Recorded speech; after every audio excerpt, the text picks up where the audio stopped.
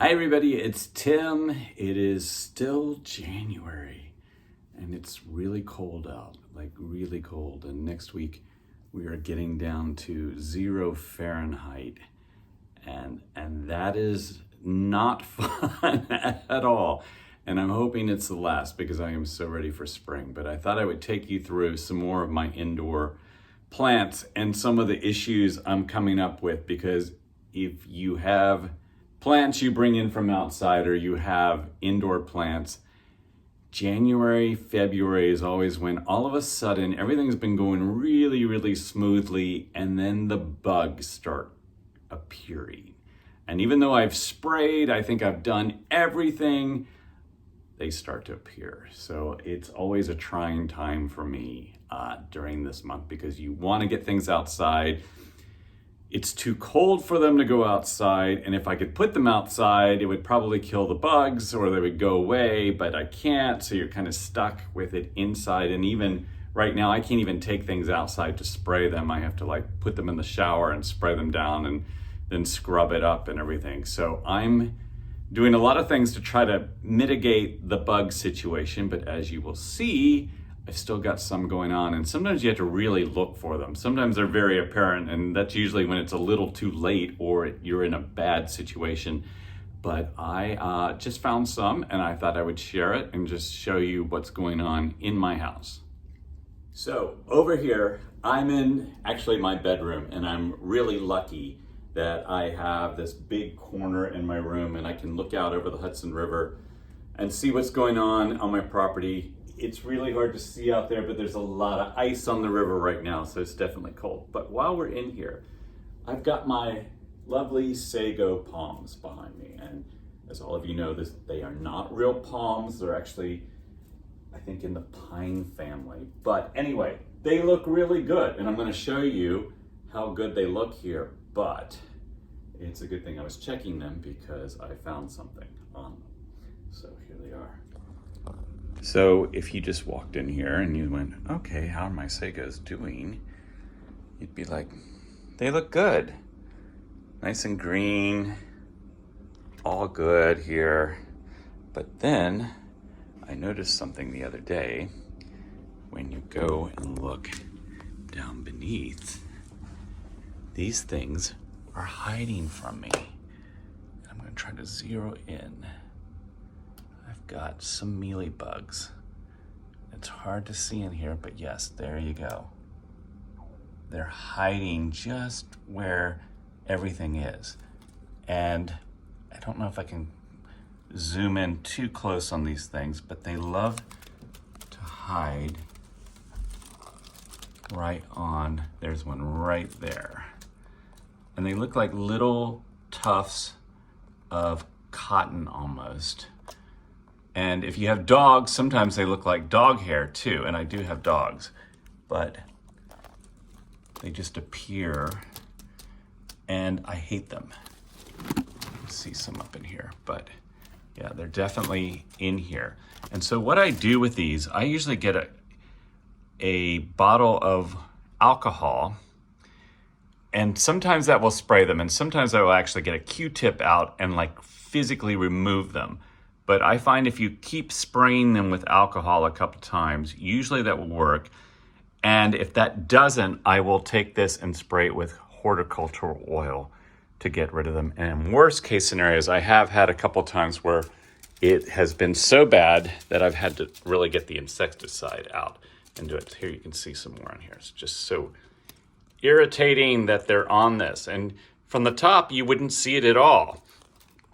Now you may ask, now how did these appear? I actually know how these appeared. I had a friend donate a plant to me, and I did not quarantine it, and I brought it inside because it was cold, and before I knew it, they got loose.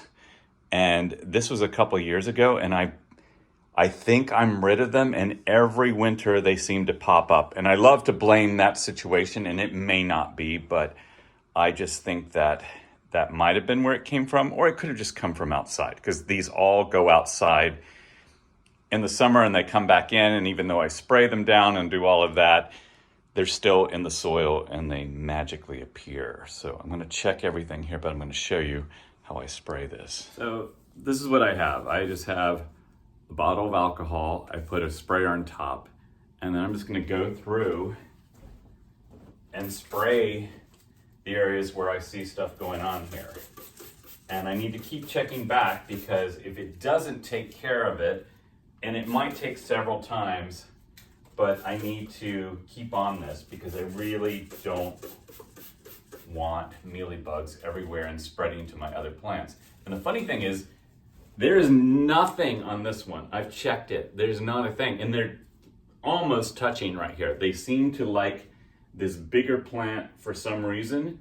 I have no idea why. I've had this one for many years, but they're definitely drawn to this one and not that one. So maybe some of you can tell me why, or maybe I just sprayed that one better, but either way, they're loving this Sago here. They are not liking that one. And they like a few of my smaller ones I have in here too, and I don't know why. So here in the other room, I have my date palms, and I don't seem to have any problem with mealy bugs on them at all. They completely avoid the date palms. I've had spider mites a couple times, but definitely not mealy bugs. And down here, these are some of my Mediterranean fan palm seedlings that are coming up. I'm excited about that. My amaryllis, I never have any bug problems on them. But this Sago right here that I grew from seed, they have attacked that, but they're gone now. And also on my orchids, they love to get on the leaves and get around the new flower buds, so I have to constantly check, and it looks like there might be something on that one too. So I'm sure all of you are going, oh my gosh, this house is infested. But it's really not. It's just a few little one-offs that I just need to keep in check. And I actually would prefer these to spider mites. So here I have some of my citrus, and I haven't really seen anything other than a few citrus scales, so I've sprayed it with horticultural oil, and that seems to stop that just fine. So this is my downstairs greenhouse. Yes, I wish it was my greenhouse. It's actually the garage. And this is where I house most of my stuff. So now the beauty of the garage is that my heating system is in, quote unquote, the basement part of it, which is right on the other side over here, which I could show you. But when the heat comes on in the house, it's keeping the garage somewhat warm. So when I say somewhat warm, right now it's about 56 degrees in here, which is not bad for the plants. And what I find is when it's 56 degrees, it tends to keep the bugs somewhat at bay, which is a good thing. And then I have a warmer section over by the koi pond, which is over there, and the indoor koi pond. And I think just having the water there keeps it a little bit warmer. And I can see a difference in the bugs even in that section over there as opposed to over here. So even in my garage, I think I have microclimates, which I'm sure any of you who have a greenhouse or have many plants will agree with me that that's entirely possible to have going on. And in my garage, you can't see it right now because, well, you can kind of see it right through there are the glass in my garage door, and that's the coldest part over there. So I tend to put things that need to be dry and cold way over there, and then things that, well, I try, but sometimes I'm just like putting things where they are because I run out of room. But even in here, I will show you, I'm dealing with a little bit of a mealy bug problem. I've got some citrus in here, and I'm always concerned about citrus scale, which I showed you before. And I've sprayed it even though I haven't seen it yet. I find that citrus scale upstairs where it's warm becomes rampant, and if I have everything down here, it is far less rampant, and I really should shift things around, but just because of space and time, it's hard to do. And one day when I have a greenhouse, maybe that will get better. But anyway, I want to show you around in here and show you some of the pests that I'm seeing in here. So in here, I have shelves. I have plants below the shelves. So I'm utilizing almost every single space. But I noticed just the other day that on this plant, this Mandevilla, I've got a few little bugs going on in here, and of course now I'm not going to be able to find them at all. but I definitely need to spray in here. And I know I saw them. I'm just going to try to pull back up in here and see if I see them over. No. It's funny how you think you see things and then you don't, but I'm going to definitely spray over here. But I do know they're on some of my elephant ears, my alocasias. And so if you see, I have definitely sprayed in here with horticultural oil. So they're nice and shiny, and there's some really big leaves in here.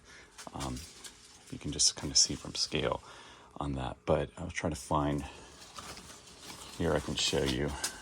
If you look on the back, they're definitely existing in here. And I'm hoping these are all dead because they've been sprayed. And yeah, they appeared. When you touch them and they kind of disintegrate, that's usually when they're dead. If you touch them and they kind of feel like they have they're still kind of moist, that's usually when they are still alive. And normally I haven't had that much problem with these, but if you look, some of you may be asking, well, why did you bring these in anyway? I'm bringing them in because they're so gigantic, and I have way too many. So most of them I cut down to the tuber and just put in a box, and then they're carefree over the winter, but then you start from scratch. But when spring hits, I can go outside, and I'm going to put my hand up here so you can see how big. I mean, these are huge. And so I can start with a gigantic big plant and get immediate impact. There's another one back over here I'll show you. Way back over there, but so I get immediate impact on that, and that's why I do it. But you do have to tend with the pest, and that's always hard. So I have things just like thrown in here as much as possible. Here you can see some of my gigantic plants back there. This one's huge too. There's my Bismarck in there. And that's my tequila agave right there. And that, show you how big it is. It's big. It's really big, and so is this one. And these are going to stay outside next year. I'm going to build an enclosure, and I'm going to overwinter them outside. So that's going to be a fun, interesting project right there. And I do want to talk a little bit about Washingtonia robustas, which are in here. Of all the palms that I overwinter inside, I find the robustas the hardest to keep alive because spider mites love them, and you just have to keep spraying these. You can't overwater them. You can't. They're very easy to kill unless you just keep putting them outside. And if it was, above freezing, I would definitely do it. But I find them, they make it through the winter, but you have to do some work. They're not something like that you just put aside. Like over here, I'll show you. I've got some trachys down here that don't look great, but I can kind of put them aside and leave them alone. No pests are going to bother them. They do just fine, but I cannot do that over here with my Washingtonias at all. So like all of these, I can just kind of let them just go. Sorry about the clovers coming up everywhere there. They just infiltrate everything. But then these Washingtonias right here, I have to really watch and keep spraying because they will definitely suffer and all of this. So back to pest. So here are my two tree ferns. I'm hoping they're Dixonia because they are going to go outside next year. They do not love being inside, but they make it through. But I even find some mealworms on these, not mealworms, but mealyworms. And if you can see here, there they are. So it's not bad over here, but I have to just keep making sure I'm spraying them and keeping them happy and it's also a little warmer over here, and I think that's part of the problem. But I don't seem to get them on any bananas I have, and I don't get them on my baby Trachycarpus at all. And I haven't had them on anything else really, but they're definitely existing down here in this environment. So And luckily I haven't had any on my fern up here, but that's what's going on in here. Lots and lots of plants. So cars and plants in the garage, always important. The other pest just in the garage that I have to deal with, and I think, knock on wood, this is the only other one I really have issue with, is I usually don't have spider mites down here. That's the nice thing. I think it's a little too cold for spider mites in the garage. But what I do get is aphids on my brugmansias, and you can see I have sprayed horticultural oil in here to keep them at bay. And they usually don't appear, I haven't seen them yet, but they will appear within the next month or so, and they love to go after these, so I have to keep going after them. So I trim these way back with no leaves, and then the leaves start coming out, and it looks like there's some baby aphids on this, maybe starting to appear. They might be dead already from me spraying them. But my gingers, I don't seem to have any problems with. And like I said, the only palms I have really big problems with are the Washingtonia robustas, and my Sagos seem to attract bugs, but everything else seems to go just fine. And a little bit of the citrus there. I don't see any citrus scale on this, so, but I've sprayed it pretty good, so it seems to be okay at the moment. Anyway, that's just kind of an update of what's going on. I am definitely waiting for spring. I'm sure you are too. I need a greenhouse, obviously, but please like and subscribe and tell me what you're doing in your garden. I'm really enjoying corresponding with everybody right now. If you look in the comments, maybe not on this one yet, but on my past videos, a lot of people from all over the world are asking questions. Some people go on Instagram and comment on my videos too, even though it's two separate things. But also check out my Instagram page under the same name. And hope you all are getting through winter, or if you're in Australia, enjoying your summer. Thanks for watching.